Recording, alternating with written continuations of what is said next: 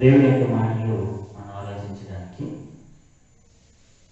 స్థానిక క్రీస్తు సంఘం ద్వారా ఏర్పాటు చేసినటువంటి యూట్యూబ్ ఛానల్ అనేకమైన మాటలు పరిశీలించడానికి దేవుడు ఇచ్చిన అవకాశాన్ని బట్టి మరోసారి మరణకరమైన పాపం అంటే ఏంటి అనేది మనం ఆలోచన చేయడానికి దేవుడు ఇచ్చిన సమయాన్ని మనం సద్వినియోగం చేసుకుందాం. బైబిల్లో ఆది కాండం నుండి ప్రకటన కాండం వరకు కూడా పాపం అనే విషయంలో దేవుడు అధిక పాపం కలిగి ఉన్నట్లుగా దేవుడు అంతా మనకు తెలియజేస్తుంది. ఇక పాపం విషయంలో ప్రతి మానవుడు తన జీవితకాలంలో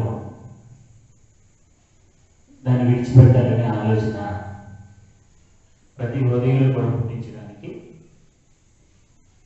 దేవుడు చేసినటువంటి ఏర్పాటు ఈ యొక్క వాక్యం. అది ఈ వాక్యాన్ని మనం పరిశీలిస్తున్నప్పుడు మనం పరిశీలించుకోవాలి అనే సంగతిని దేవుడు మనకి తెలియజేస్తున్నారు. లేఖనాల్లో అనేకమైనటువంటి సంగతులు పాపం విషయం గురించి తెలియజేస్తూ మిమ్మల్ని మీరు పరిశీలించుకోండి అని దేవుడు మనకి బోధిస్తుంది. ఎందుకని మనం పరిశీలించుకోవాలి అంటే దేవుడికి అధిక కోపమైనటువంటి పాపం విషయంలో మనం ఎలా ఉన్నామో మనం పరిశీలించుకొని గ్రంథం మనకి తెలియజేస్తారు. కొరింథీయులకు రాసిన 2వ పత్రిక 11వ అధ్యాయం 5వ వచనం చదువుతున్నప్పుడు మనం ఎలా ఉన్నామో మనం పరిశీలించుకోవాలని గ్రంథం మనకి తెలియజేస్తుంది. కొరింథీయులకు రాసిన 2వ పత్రిక 11వ అధ్యాయము 5వ వచనంలో గారు తెలియజేస్తుంది.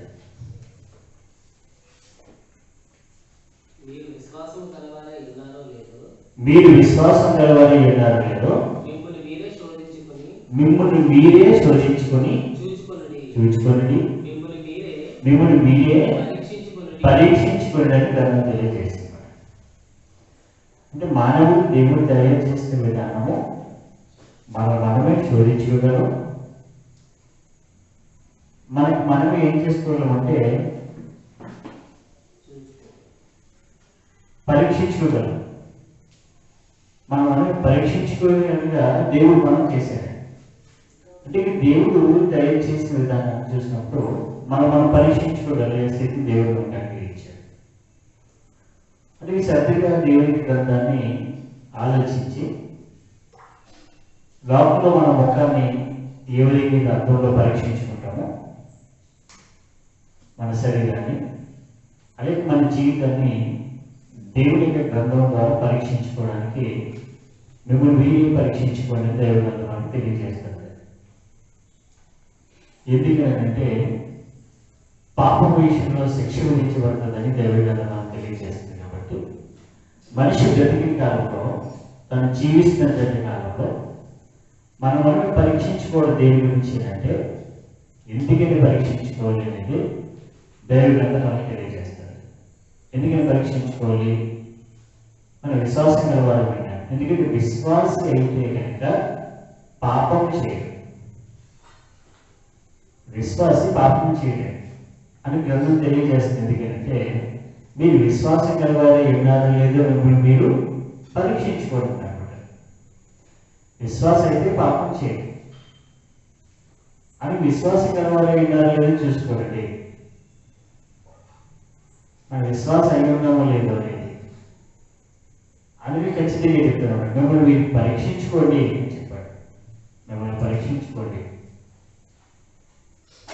ఎందుకంటే పాపం అనేది దేవునికి విరోధమైంది, దేవునికి కోపం పుట్టించింది. పరీక్షించుకునే విధానం దేవుడు మానవులకు అనుగ్రహించి దాని యందు మీరు ఆసక్తిగా ఉందని తెలియజేశారు. అందుగురించి గ్రంథంలో తెలియజేసినటువంటి మాటను బట్టి దేవునికే శక్తి అయినటువంటి సువార్త విషయంలో మనం విని రక్షించబడిన మనము ఖచ్చితంగా విషయాలను ఆలోచన చేసినప్పుడు పాపం విషయంలో దేవుడు ఏ విధంగా అయితే కోపంతో ఉంటాడనే విషయాన్ని మనం పరీక్షించగలం. ఎందుకంటే లోకంలో పాపం అనే విపరీతంగా ఉన్నా మనకి బైబిల్ చెప్తున్న విషయం ఏంటి అంటే మరణకరమైన పాపం ఉన్నది, మరణకరము కాని పాపం కూడా ఉన్నదని బైబిల్ తెలియజేస్తుంది. మరణకరమైన పాపం ఉంది. మనం మొదటి యోహాను పత్రిక 5వ అధ్యాయం చదువుతున్నప్పుడు 16వ వచనంలో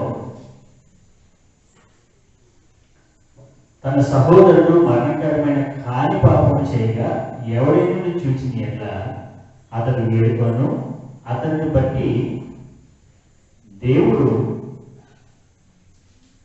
మరణకరం కాని పాపం చేసిన వారికి జీవము దయచేయను, మరణకరమైన పాపము కలదు, అట్టి దాని గురించి వేడుకొనవని నేను చెప్పుట లేదు.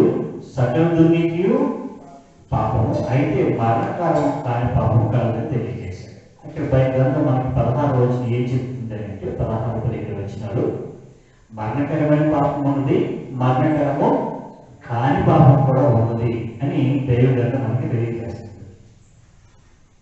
అయితే ప్రతి మానవుడు ఏమనుకుంటున్నాడు అంటే దైవ గ్రంథాన్ని ఆధారం చేసుకుని తను చేసినటువంటి పాపం మరణకరము కాని పాపములే అని వీడు ముందుకు వెళ్ళిపోతున్నాడు. మంచి దేవుని యొక్క చట్టాన్ని జాగ్రత్తగా మనం పరిశీలించి ఆలోచన చేసినప్పుడు మనమే పరీక్షించుకున్నప్పుడు మనం చేసిన మరణకరమైన పాపమా మరణకరము కాని పాపమా అన్న విషయంలో మీరు పరీక్షించుకోండి. మీరు పరీక్షించుకోండి. మిమ్మల్ని పరీక్షించుకునే సామర్థ్యాన్ని దేవుడు మనకు అనుగ్రహించాడు. అనుగ్రహించిన విధానాన్ని చాలా జాగ్రత్త చూసుకోమన్నాడు.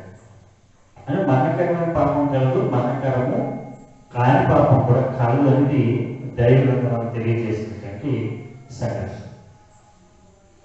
మరణకరమైన పాపం అంటే ఏంటి అనేది గ్రంథం తెలియజేస్తుంది. చూడండి ఒకసారి. అంటే మరణకరమైన పాపం మరణకరము కాని పాపం. మరణకరమైన పాపం అంటే ఏంటి అనేది బైబిల్ తెలియజేస్తుంది. మన సంఖ్యాకాండం 15వ అధ్యాయము 30వ వచనం నుంచి మనం చదువుతున్నప్పుడు సంఖ్యాకాండము 15వ అధ్యాయము 30వ వచనం నుంచి చదువుతున్నప్పుడు మరణకరమైన పాపం అంటే ఏంటో గ్రంథం మనకు తెలియజేస్తుంది. అయితే సంఖ్యాకాండం 15వ అధ్యాయము 30వ వచనం అయితే దేశమందు పుట్టినవాడే కానీ పరదేశీయే కానీ ఎవడైనా సాహసించి పాపము చేసిన ఎడల వాడు యెహోవాను తృణీకరించిన వాడగును గనుక అట్టివాడు నిశ్చయముగా జనులో ఉండకుండా కొట్టివేయబడిన ఖచ్చితంగా చెప్పాడు. మరి పరదేశీయే కానీ సొంత దేశం వాడే కానీ ఎవడైనా కానీ సాహసించి పాపం చేయడు. సాహసించి పాపం చేయడు. ఎందుకంటే పాపము అనేది పాపము అనేది వయసు వచ్చిన ప్రతి వారికి తెలుస్తుంది. తను చేసే క్రియ పాపము లేదా ఇది పాపం కాదు అనే సంగతి వయసు వచ్చిన ప్రతి వారికి తెలుస్తుంది. అని వయసు వచ్చిన ప్రతి వాడు తను చేసినటువంటి పని ఇది పాపము అని తెలిసి కూడా సాహసించి అన్నాడు. దాన్ని సాహసించి అంటే తెలిసి కూడా చేసేదాన్ని సాహసించి అని అంటారు. సాహసించి పాపం చేస్తే కనుక తప్పనిసరిగా ఏమవుతారంటే వారు కొట్టివేయబడతారు అని ఖచ్చితంగా తెలియజేస్తారు. ఎందుకంటే వారు ఏమవుతారంటే బుద్ధిపూర్వకంగా పాపం చేసిన వాళ్ళు అవుతారు. అని ఖచ్చితంగా సాహసించి పాపం చేస్తే జనుల్లో ఉండకుండా కొట్టివేయబడే కార్యక్రమాలు జరుగుతాయి. అది సంపూర్ణంగా నశించబడే కార్యక్రమాలు జరుగుతాయి అని గ్రంథము 20వ గ్రంథము 7వ అధ్యాయము 16వ వచనం చదువుతున్నప్పుడు మనం ఖచ్చితంగా ఇక్కడ కొన్ని విధాలు తెలియజేశాడు. ఎందుకంటే వారి గురించి ఇక ప్రార్థన చేయొద్దని తెలియజేశాడు. వారు నేను క్షమించను అని తెలియజేశాడు. ఇర్మియా గ్రంథం 7వ అధ్యాయము 16వ వచనం నుంచి మనం చదువుతున్నప్పుడు, కాబట్టి నీవు ఈ జనము కొరకు ప్రార్థన చేయకుము. ఖచ్చితంగా చెప్పబడ్డది. కాబట్టి నీవు, ఎందుకంటే వీడు ఇశ్రాయేలీయులు ఏం చేశారంటే సాహసించి ప్రార్థన చేశారు, పాపం చేశారు. క్షమించి సాహసించి పాపం చేశారు. సాహసించి పాపం చేస్తే కనుక అది మరణకరమైనటువంటి పాపం అవుతుంది. గుర్తుపెట్టుకోండి, సాహసించి చేసినటువంటి పాపము మరణకరమైన పాపం అవుతుంది. అందుగురించి ఖచ్చితంగా చెప్పాడు. అంటే మరణకరమైన పాపం అంటే ఏంటో, మరణకరం కాని పాపం అంటే ఏంటో మనకు తెలియవలసిన అవసరం ఉంది. అందుకే సాహసించి చేసే పాపం మరణకరమైన పాపం అవుతుంది. అందుగురించి వీరు అనేక సార్లు పాపం చేసినటువంటి అనేక సార్లు పాపం చేశారు. అని ఖచ్చితంగా ఏం చెప్తున్నాడంటే ఇర్మియా తోటి తండ్రి దేవుడు విరివినాలని చెప్తున్నాడు. కాబట్టి నీవు ఈ జనము కొరకు ప్రార్థన చేయకము, వారి కొరకు వరనైనను ప్రార్థనైనను చేయకము, నన్ను బతిమాలు కొనకము, నేను నీ మాట వినను అని ఖచ్చితంగా చెప్పాడు. నేను నీ మాట వినను. ఎందుకంటే మరణకరమైన పాపం చేసిన వారి గురించి వేడుకున్నా కానీ వినను అని దేవుడు తెలియజేస్తున్నాడు. అసలు వేడుకోవద్దు అని తెలియజేస్తుంది. ఎందుకంటే వేడుకున్నా కానీ ఏం చేయలేదంటే ఆయన వినడు, వినే కార్యక్రమం చేయడు. అంటే మరణకరమైన పాపం చేస్తే, ఎందుకంటే సాహసించి పాపం చేస్తే కనుక పాపం విషయంలో చాలా జాగ్రత్తగా ఉంది. చూపు వల్ల కానీ, వింటు వల్ల కానీ, మాట వల్ల కానీ, క్రియా విధానం. ఎందుకంటే మానవునికి జీవితం క్షణికాలం ఉండేది, క్షణమాత్రం ఉండేది. అందునుంచి ఎవరుడైనా, వృద్ధుడైనా, ఎవడైనా చనిపోతే కనుక, పాపంతో చనిపోతే కనుక పరలోకాన్ని చేరాల్సిన నిత్య శిక్షకి వెళ్ళిపోయే ప్రమాదం ఉంది. కాబట్టి పాపం విషయంలో ఇది పాపము అని మన దృష్టికి, మన మనసుకి అది తెలుస్తుంటే పాపం చేస్తే కనుక ఇది పాపం చేస్తుంటే, అందుకే సాహసించి పాపం. ఏం జరుగుతుందిలే అని పాపం చేస్తూ ఉంటారు. ఏం జరుగుతుందిలే అని పాపం చేసే కార్యక్రమాలు చేస్తామన్నమాట. అది పాపము అనేది చేసే విధానం ఈ లోకంలో చాలా విచ్చలవిడి విధానంలో ప్రేరేకిపోయినటువంటి టెక్నాలజీ ద్వారా ప్రేరేకిపోయినటువంటి ఈ కాలంలో జాగ్రత్తగా ఉండవలసిన చాలా అవసరం ఉందన్నమాట. ఎందుకంటే సాహసించి పాపం చేసే విధానాలు చాలా లోకంలో ఉన్నాయి. అందుగురించి సాహసించి చేసేసే పాపం ఎప్పుడు కూడా మరణకరమైన పాపం అవుతుంది. అది మరణకరం కాని పాపం కాదు, సాహసించి చేసే పాపం. అంటే పాపం అనేటప్పటికీ మన జీవితం మనం గుర్తొచ్చేస్తూ ఉండాలి. మన దినచర్య మనం గుర్తు రావాలి, మనం చేసే పని మనం గుర్తు రావాలి. అని పాపం విషయంలో జాగ్రత్త కలిగి ఉండాలన్నమాట. అందుకే ఖచ్చితంగా ఇప్పుడు ఇశ్రాయేలు గురించి, వీరి గురించి నువ్వేం చేయకు, ప్రార్థన చేయకు. వీరి గురించి నువ్వేం చేయకంటే ప్రార్థన చేయకు, వీరి గురించి మొరపెట్టుకో. మూడో విషయం ఏం చెప్పాడంటే నువ్వు బతులాడుకోవాలి. వీరి గురించి బతులాడుకో. బతులాడికంటే ఏం చేయాలంటే వినను అంటే ఖచ్చితంగా చెప్పాడు. నువ్వు బతుల్లాన్ని వినను నేను. అందుకని మీరు ఏం చేశారంటే సాహసించి పాపం చేశారు. కాబట్టి వీరి గురించి నువ్వు మొదలుపెట్టిన కానీ నేను వినే ప్రసక్తే లేదని చెప్పాడు. అని వినే ప్రసక్తే లేదు అని ఖచ్చితంగా చెప్పి ఏం చేశాడు అంటే, ఇదిగో నీ మొర నేను వినని చెప్పాడు. అని 3 విషయాలు చెప్పాడు. ఇక్కడ ఏమన్నాడంటే, వీరి జనం కొరకు ప్రార్థన చేయకము, మొరపెట్టకము, నన్ను నువ్వు బతులాడుకోవద్దు.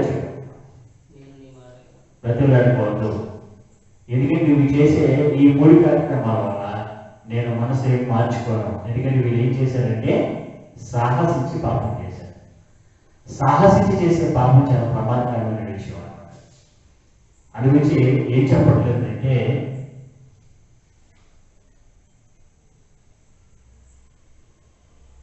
వచనము 4వ 5 మనం చదువుతున్నప్పుడు, వచ్చిన 4వ వచనం చదువు, 4వ లైన్ చదువుతున్నాం. మరణకరమైన పాపము కలదు, అట్టి దాని గురించి వేడుకొనవలని నేను చెప్పట్లేదు అని చెప్పాడు. అట్టి దాని గురించి వేడుకొనవలని నేను చెప్పట్లేదు. సాహసించి చేసే పాపం మరణకరమైన పాపం. అట్టి దాని గురించి వేడుకోవద్దు, దాన్ని నేను వినను ఖచ్చితంగా. అంటే సాహసించి చేసే పాపము భయంకరమైనది. అంటే పాపం విషయంలో అలక్ష్యం లేకుండా జాగ్రత్త కలిగి ఉండాలనేది దాంట్లో మనకి తెలియజేస్తున్నటువంటి విషయము. అందుకని ఖచ్చితంగా ఏం చెప్పాడు అంటే మరణకరం కాని పాపం కూడా ఉన్నది అని చెప్పాడు. మరణకరము కాని పాపం ఉంది. అదే సంఖ్యాకాండం 15వ అధ్యాయము 25వ వచనం మనం చదువుతున్నప్పుడు, సంఖ్యాకాండము 15వ అధ్యాయము 25వ వచనం చదువుతున్నప్పుడు, సంఖ్యాకాండం 15వ అధ్యాయము 25వ వచనం, యాజకుడు ఇశ్రాయేలీల సర్వ సమాజం నిమిత్తము ప్రాయశ్చిత్తము చేయవలెను. తెలియకే దాన్ని చేసిన కనుక క్షమింపబడును. వారు పొరపాటు చేసిన పాపములను బట్టి తమ అర్పణమును అనగా యెహోవాకు చెందవలసిన హోమమును పాప పరిహారార్థ బలిని యెహోవా సన్నిధికి తీసుకుని రావాలను ఖచ్చితంగా చెప్పాడు. పాత నిబంధనలో కూడా ఏం చెప్తున్నాడంటే వారు చేసినటువంటి పొరపాటుని చేసినటువంటి పాపములు క్షమించబడతాయి, దానికి అర్పణ అర్పించండి, దానికి బలి అర్పించండి అని చెప్పాడు. కానీ సాహసించి చేసినటువంటి పాపం గురించి బలి అర్పించాలని చెప్పలేదు. అని వాటి పొరపాటుని చేస్తే కనుక అది యాజకుడి దగ్గరికి అర్పణ తీసుకొచ్చినప్పుడు, బలివ్వడానికి తీసుకొచ్చినప్పుడు దానికి క్షమాపణ కలిగిందని చెప్పాడు. కానీ వారు సాహసించి పాపం చేస్తే కనుక దానికి క్షమాపణ కలగదని కలిసి అనేది పొరపాటు చేసినటువంటి పాపం విషయంలో క్షమించబడే అవకాశాలు ఉంటాయి. అందుకని ఖచ్చితంగా ఇది ఏమంటే తెలియకే దాన్ని చేసేది కనుక క్షమింపబడును. వారు పొరపాటు చేసిన పాపం బట్టి తమ అర్పణమును అనగా యెహోవాకు చేయవలసిన పాపములకు బలిని యెహోవా సన్నిధికి తీసుకుని రావాలని చెప్పారు. అర్పణమును బలిని తీసుకుని రావచ్చు. మరణకరము కాని పాపం అంటే పొరపాటు చేసే పాపం గురించి మాత్రమే దేవుడు ఏం చెప్పండి, అలాగే ఇశ్రాయేలీయులకు కూడా క్షమాపణ ఉంటుంది. క్షమాపణ ఉంటే కారణం దాని గురించి అంతా తప్పించి పొరపాటుని కాకుండా బుద్ధిపూర్వకంగా చేసే పాపానికి క్షమాపణ ఉండదు ఖచ్చితంగా. అందుగురించి మోషే అహరోను గురించి వెళ్తున్నప్పుడు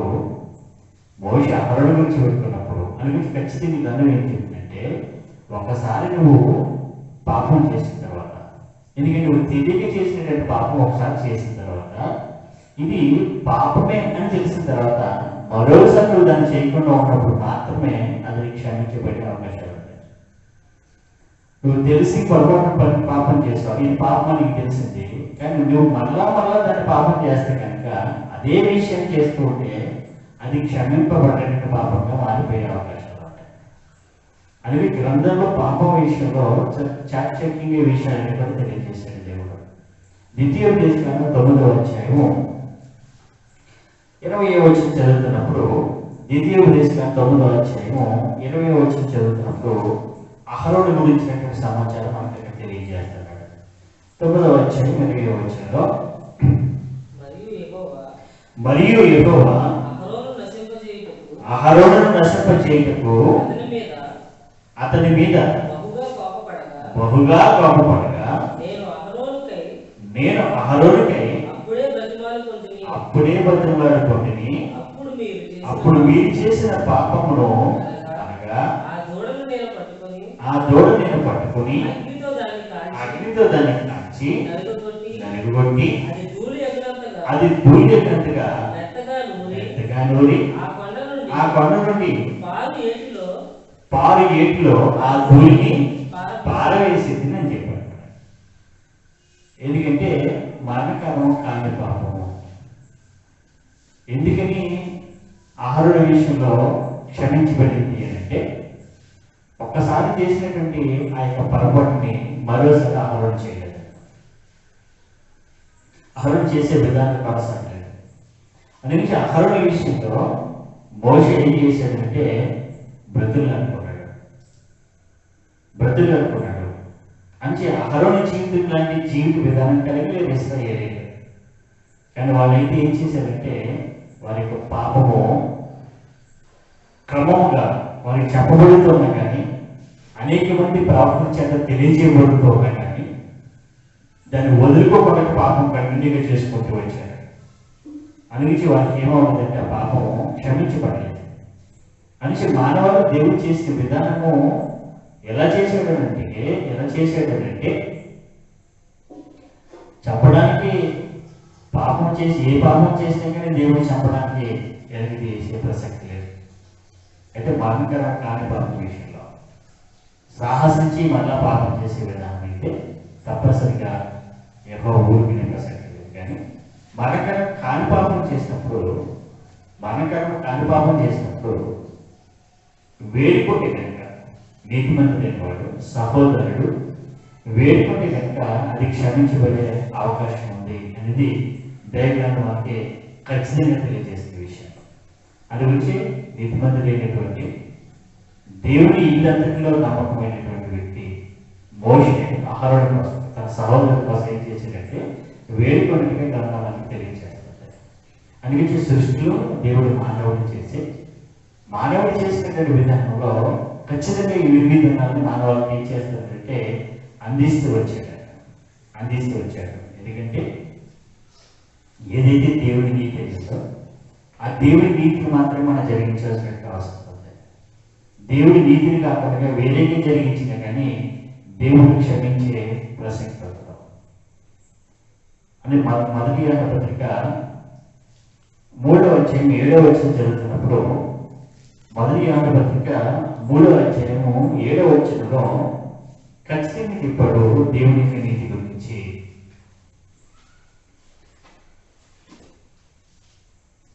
చిన్నపిల్లలారా ఎవరిని మిమ్మల్ని మోసపరచనీయుడి ఆయన నీతిమంతుడై ఉన్నట్టు నీతిని జరిగించి ప్రతి వాడును నీతిమంతుడు అని చెప్పాడు. ఆయన నీతిమంతుడై ఉన్నట్టుగా నీతిని జరిగించే ప్రతి వాడు నీతిమంతుడై ఉన్నాడు. నీతిని జరిగించాలి. నీతిని జరిగిస్తే ప్రతి వాడు నీతిమంతుడు అవుతాడు అని దేవుడు ఏదైతే నీతిని తెలియజేస్తూ వస్తున్నాడో నీతిని ఏ విధంగా తెలియజేస్తూ వస్తున్నాడో ఆ నీతిని జరిగించేవాడు. ఎందుకంటే పాపం అంటే ఏంటి ఆజ్ఞ అతిక్రమమే పాపం. అంటే మొదటి పత్రిక మొత్తం మనం బాగా చదివితే ఈ సంగతులనే అర్థమవుతాయి. ఆజ్ఞ అతిక్రమమే పాపము.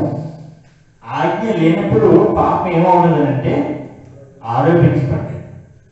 ఆజ్ఞ వచ్చి మనిషిని ఏం చేసింది అంటే పాపంలో బంధించింది. ఆజ్ఞ వచ్చినప్పుడు పాపంలో బంధించబడ్డాం. మనకు ఆజ్ఞలు ఉన్నాయి. అది వచ్చి ఆజ్ఞలు ఏం చెప్తున్నాయి అంటే నువ్వు మానవుడు కల్పించినటువంటి పద్ధతుల ప్రకారంగా నడుచుకోవద్దు అని ఖచ్చితంగా ఇదంతా మనకి తెలియజేస్తున్నమాట. మానవుడు కల్పించిన పద్ధతుల ద్వారా నువ్వు నడిపించబడద్దు. అలా నడిపించబడితే అది ఏమవుతుందంటే పాపం అవుతుంది. మరి ఎలా నడిపించబడాలి? నీతిని జరిగించి ప్రతి వాడును నీతిమంతుడు అవుతాడు. దేవుని యొక్క విధులను జరిగించేవాడు నీతిమంతుడు అవుతాడు.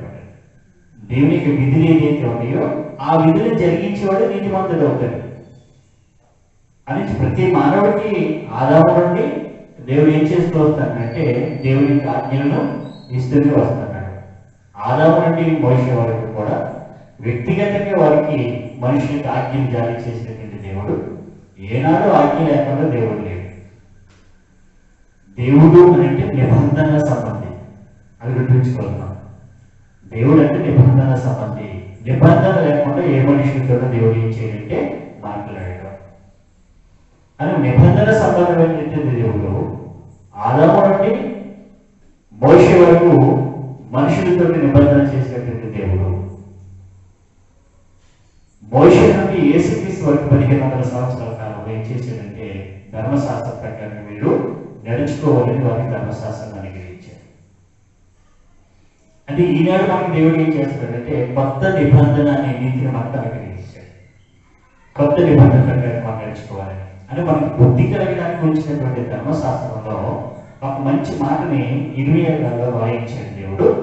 ఇర్మియా గ్రంథం 29వ అధ్యాయం 13వ వచనం మనం చదువుతున్నప్పుడు ఇర్మియా గ్రంథం 29వ అధ్యాయము 13వ వచనంలో ఆయన ఏం చెప్తున్నాడంటే మీరు జరిగించే నీతి నా నీతిని బట్టి జరిగించట్లేదు, మీరు మానవుల యొక్క పద్ధతులను బట్టి మీరు జరిగిస్తున్నారు అని చెప్తున్నారు. ఖచ్చితంగా ఒకసారి మనం గమనించి ఆలోచించేద్దాం. 29వ అధ్యాయం 13వ వచనంలో ఇర్మియా గ్రంథము మీరు నన్ను వెతికిన పూర్ణ మనసుతో నన్ను గూర్చి విచారణ చేయని ఎట్లా మీరు నన్ను కనుగొందురు, నన్ను నేను మీకు కనపరుచుకొందును. ఎందుకంటే ఖచ్చితంగా ఏం చెప్తున్నాడంటే మీరు నన్ను వెనక్కి పూర్వ మనసుతో నన్ను గురించి విచారణ చేయనట్లా మీరు నన్ను కనుగొందని చెప్పారన్నమాట. ఎందుకంటే పూర్ణ మనసుతోటి ఎక్కువ దేవుని యొక్క నీతి విధులు ఏదైతే ఉన్నాయో ఆ నీతి విధుల్ని నీతి విధుల విషయంలో పూర్ణ మనసు పెట్టాలని చెప్పాడు. పూర్ణ మనసు పెట్టే విధానం చేయాలి. మీరు పూర్ణ మనసు పెట్టకపోతే కనుక తప్పనిసరిగా నీతి విధులు ఏం చేయాలంటే వెతకలేదు. పూర్ణ మనసుతో చేసే కార్యక్రమాలు చేయకపోతే అని లోపల ఉన్నటువంటి విషయంలో పాపం విషయంలో పర్వాలేదులే ఇది చేస్తే ఇది తప్పు ఉందిలే అని ఆలోచించుకుంటూ వెళ్ళిపోయే పరిస్థితి చేయకూడదు అనమాట. అది యెషయా గ్రంథము 29వ అధ్యాయము 13వ వచనంలో కూడా ఏం చెప్తున్నాడు అంటే యెషయా గ్రంథము 29వ అధ్యాయం 13వ వచనంలో మనుషులు చేస్తున్నటువంటి ప్రక్రియ గురించి మాట్లాడుతున్నాడు. చూడండి ఎలా ఉండాలంటే నా నీతిని బట్టి చేయడం లేదు వీళ్ళు అని చెప్తున్నాడు. చూడండి 29వ అధ్యాయం 13వ వచనం యెషయా గ్రంథం. ప్రభువు ఇలాగ చదివించుచున్నాడు, ఈ ప్రజలు నోటి మాటతో నా యొద్దకు వచ్చుతున్నారు, పెదవులతో నన్ను గణపరుస్తున్నారు, కానీ తమ హృదయమును నాకు దూరముగా చేసుకొని ఉన్నారు. చూడండి ఏం చెప్తున్నానంటే వారు నా ఎడల చూపు భయభక్తులు మానవుల విధులను బట్టి వారు నేర్చుకున్నవే అని చెప్పారు. వారు నా ఎడల చూపిస్తున్న భయభక్తులు నా నీతిని బట్టి చేయడం లేదు, వాళ్ళు నా నీతిని బట్టి చేయడం లేదు. ఎవరి నీతిని బట్టి చేస్తారంట? మానవుల యొక్క విధిని బట్టి అన్నాడు. మానవుల యొక్క విధిని బట్టి వారు నేర్చుకునేవి చేస్తాను తప్పించి మానవులకు విధులు బట్టి బట్టి చేస్తాను తప్పించి నా నీతిని బట్టి చేయడం లేదని చెప్పారు. నా యొక్క భయభక్తులు కలిగించే విషయాలు నేను ఇచ్చినటువంటి నీతిని బట్టి చేయడం లేదు, యెహోవా ఇచ్చిన నీతిని బట్టి చేయడం లేదు అనమాట. అని యెహోవా ఇచ్చిన ధర్మశాస్త్రం చాలా ఉన్నతమైంది. యెహోవా ఇచ్చిన ధర్మశాస్త్రం చాలా ఉన్నతమైంది. ఎందుకంటే పరదేశిని కూడా తమ దేశం వాడిగానే చూడాలి, పరదేశంలో తమ దేశం వాడిగానే చూడాలి. అటువంటి నీతి కలిగిన ధర్మశాస్త్రం ఇచ్చారు ఇశ్రాయేలుకి. కానీ వాళ్ళు ఏం చేస్తారంటే పరదేశిని ఒక బానిసగా ఎందుకు పనికిరాని వాడిని చూస్తున్నారు. అది మానవులు కల్పించిన విధులు బట్టి మానవుల యొక్క నిర్ణయాలు బట్టి ధర్మశాస్త్రాన్ని వాళ్ళు ఏం చేసుకున్నారంటే మార్చేశారు. ధర్మశాస్త్రం చాలా ఉన్నతమైంది. ఆయన గురించి ఏం చెప్తారంటే వారు వారి నీతిని బట్టి చేసుకుని మానవులు కల్పించే నీతిని బట్టి వారు ఏం చేస్తారంటే నడుస్తున్నారని చెప్పారు. అతిథిగా నడుస్తున్నారు. నేను చెప్పే విధివిధాలను బట్టి నడవడం లేదు. అందుకే నేను చెప్పే విధివిధాలను బట్టి నడవాలని ఖచ్చితంగా చెప్తున్నాడు. అందుకే వారు ఏం చెప్తున్నాడు అంటే కాగా నేను వారు నా ఎడల చూపు భయభక్తులు మానవుల విధులను బట్టి వారు నేర్చుకునేవి అని చెప్పారు. మానవుల యొక్క విధులను బట్టి నేర్చుకున్నారు. అందుకే దేవుని యొక్క నీతిని బట్టి జరిగించే కార్యక్రమాలు చేయాలి మనం అని చెప్పారు. దేవుని యొక్క విధులు బట్టి జరిగించే కార్యక్రమాలు చేయాలి. అందుకే మరణకరమైన పాపం అంటే మరణకరమైన పాపం అంటే దేవుని యొక్క విధిని బట్టి, దేవుని యొక్క ఆజ్ఞను బట్టి చేయకపోవడమే. దేవుని యొక్క ఆజ్ఞను బట్టి చేయకపోవడమే మరణకరమైన పాపం. అందుకే ఇశ్రాయేలీలు దేవుడు ఎంతవరకు అవకాశం ఇచ్చాడంటే అనేకమైన ఉదాహరణలు, అనేకమైన మాటలు, అనేకమైనటువంటి కార్యాలు చేయించాడు, అనేక మందితో చెప్పించాడు. అయినా కానీ వినలేదు. పాపం విషయంలో వారు ఏం చేశారు? తెగించి పాపం చేశారు, సాహసించి పాపం చేశారు. అందుగురించి చివరికి వారిని ఎంత భయంకర పరిస్థితికి వచ్చారంటే, వీరి గురించి నువ్వు దయచేసి నువ్వు మనవి చేసుకో, విజ్ఞాపన చేసుకో, మొరపెట్టుకో, నన్ను బతులాడుకోవద్దు అనే స్థితికి వెళ్ళిపోయాడు. ఆ పరిస్థితికి వెళ్ళిపోయాడు. అయితే మన పరిస్థితి, మనం ఎలాగ ఉన్నాం ఈ పరిస్థితిలో? మనం ఏం చేస్తున్నాం? ఎలాగ ఆలోచన చేస్తున్నామా? మన పరిస్థితి ఎలా ఉంది? ఏది చేయాలని చూసుకోవాల్సిన అవసరం కాదు. మన పరిస్థితి జాగ్రత్త చూసుకోవాలి. అందుగురించి ఇర్మియా కాలంలో యోషేపు కుమారుడైనటువంటి యెహోయాకీములో ఏం జరిగిందంటే, చిన్న మాట చెప్పి ముగిస్తాను మీకు నేను. ఇర్మియా గ్రంథము 35వ అధ్యాయంలో యెహోయాకీము అంటే యోషేపు కుమారుడైనటువంటి యెహోయాకీము కాలంలో జరిగినటువంటి విషయం ఏంటి అంటే, రేఖాబీలు అనే ఒక వర్గం వాళ్ళు ఉన్నారు. రేఖాబీలు అనే ఒక వర్గం వాళ్ళు ఉండేవారు. వాళ్ళు ఏం చేశారంటే, వారికి దేశం మీద దండెత్తి వచ్చినటువంటి ఆ యొక్క సమస్య నుంచి విడిపించబడడం వరకు యెరూషలేము దేవాలయానికి వచ్చి దాక్కున్నట్టుగా మనకు కనపడుతుంది గ్రంథం. యెరూషలేముకి వచ్చినప్పుడు యెరూషలేములో వారు గుడారాల్లో నివాసం చేస్తుంటే, దేవుడు ఏం చేశాడంటే రేఖాబీలకి పోయి మాట్లాడి యెహోవా మందిరంలోకి గదుల్లో ఒకదానిలోకి వారిని తోడుకొని వచ్చి త్రాగుటకు ద్రాక్షారసం అని సెలవిచ్చాడు. ఎందుకంటే రేఖాబీలు ఒక వంశం వారు ఉన్నారు.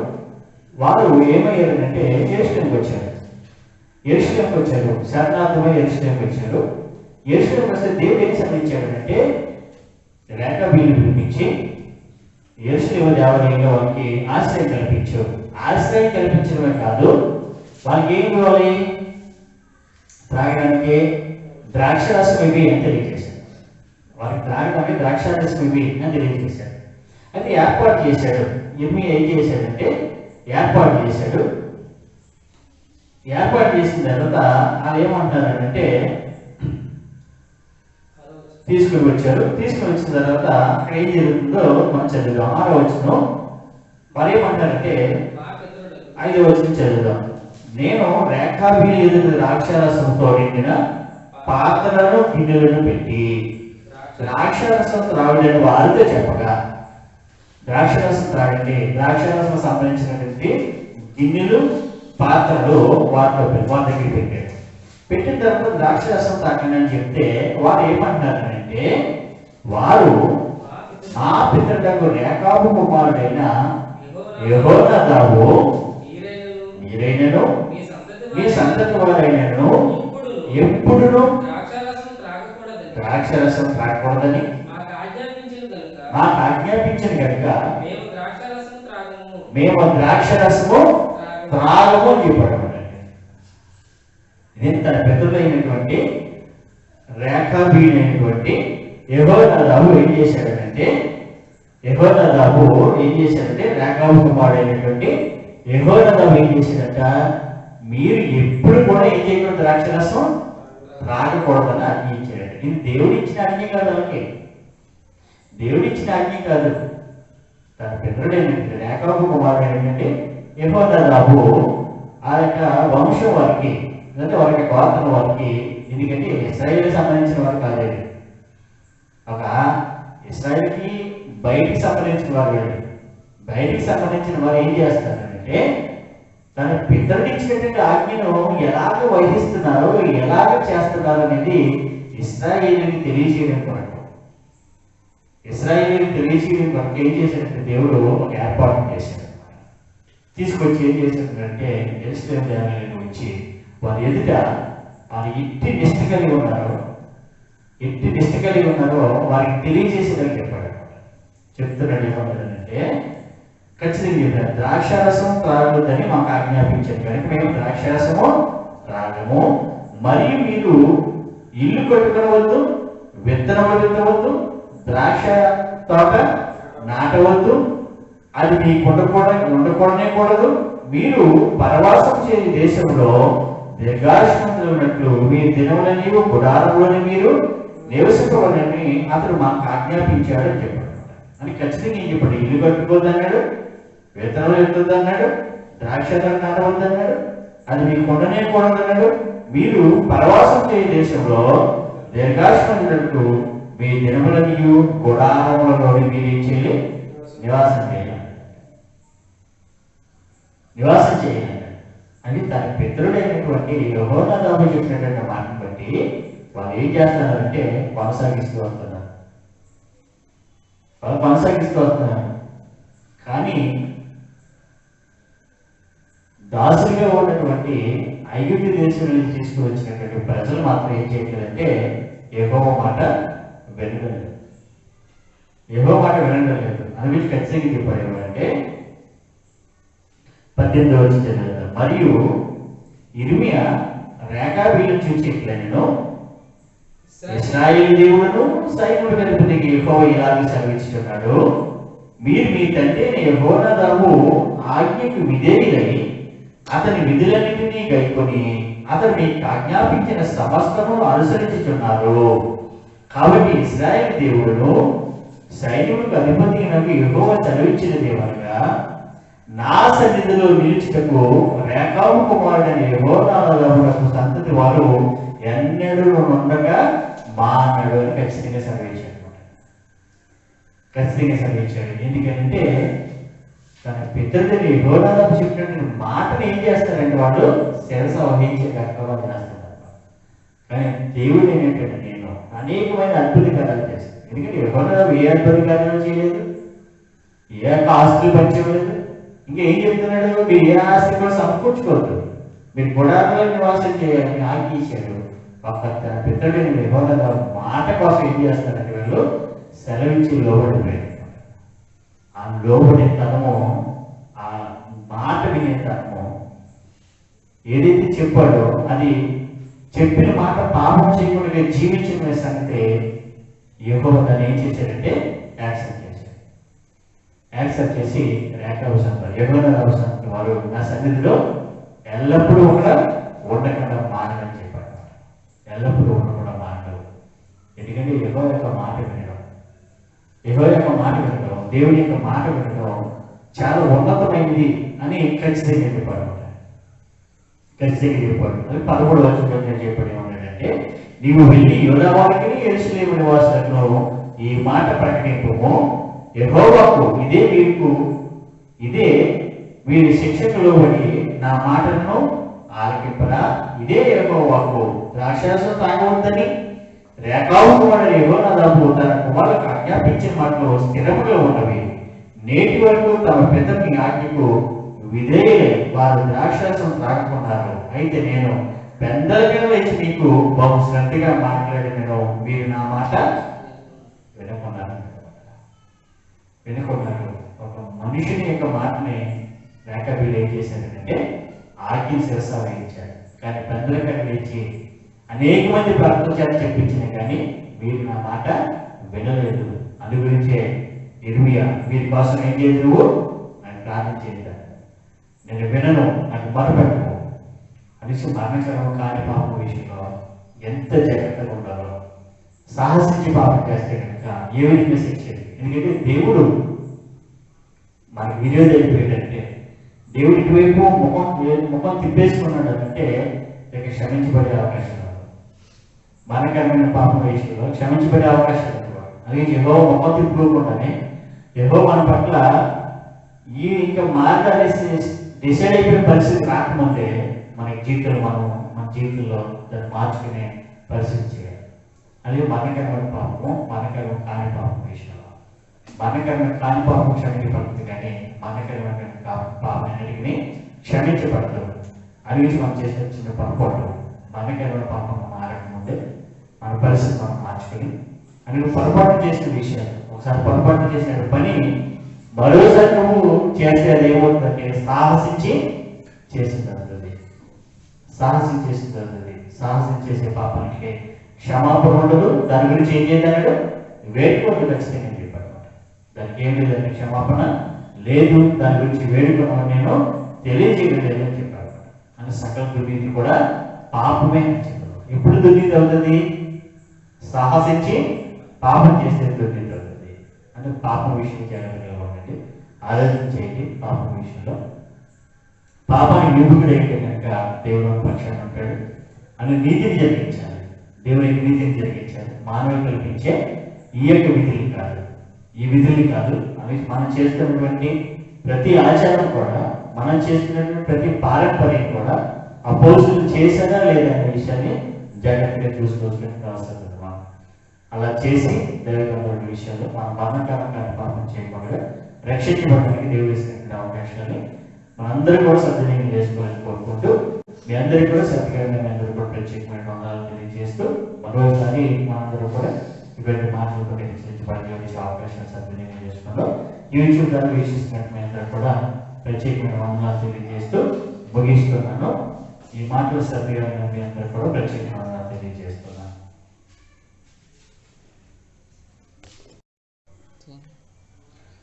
ప్రార్థన చేసుకుందాం. సకల ఆశీర్వాదాలుగా అభివృద్ధి పెడుతుంది. సాయంకాల సమయంలో ఈ మాటలు వివరించుకోవడానికి యూట్యూబ్ ద్వారా తండ్రి అనేక మందికి ప్రచారం చేసి వారు విశ్వసించి ఈ మాటలు పాపం విషయంలో తండ్రి మేమందరము విముఖులు ఉండడానికి తండ్రి మేము సాహసించి పాపం చేసినప్పుడు మరణశిక్షణ పొందుతామనే సంగతిని మీ గ్రంథం ద్వారా మేము ఆలోచించడానికి ఇచ్చిన ఈ యొక్క ఆలోచన బట్టి మీ ఎందుకు భయం కలిగి మానవులు కల్పించినటువంటి విధులు బట్టి మేము చేసేది మీ నీతి కాదని గుర్తెరిగితండి. మీ నీతిని జరిగించినప్పుడే మేము నీతి గలవారుగా ఉంటామని గుర్తెరిగితండి. సాహసించి మేము పాపం చేయకూడదు కదండి, అది మరణాన్ని తీసుకుని వెళ్తున్న సంగతి గుర్తిరిగి అటు రీతికి మేము జాగ్రత్త పడే మంచి ఆలోచన అందరికి పుట్టించి సహాయం దయచేయమని బిడ్డలందరూ కూడా తండ్రి క్షేమకరంగా వచ్చి వారి యొక్క ఆత్మీయ స్థితిలో, ఆర్థిక పరిస్థితులను, ఆరోగ్య పరిస్థితుల్లో కూడా తండ్రి మీ సహాయాన్ని అనిపించమని వీళ్ళందరి గురించి కూడా ప్రార్థన చేస్తారుగా, వేడుకొచ్చుగా మీ సహాయాన్ని దయచేయమని క్రీస్తు యేసు వారి యొక్క అతి శ్రేష్టమైన నామములో ప్రార్థనకి వేడుకొచ్చున్నాము తండ్రి. ఆమేన్. అందరికీ వందనాలు.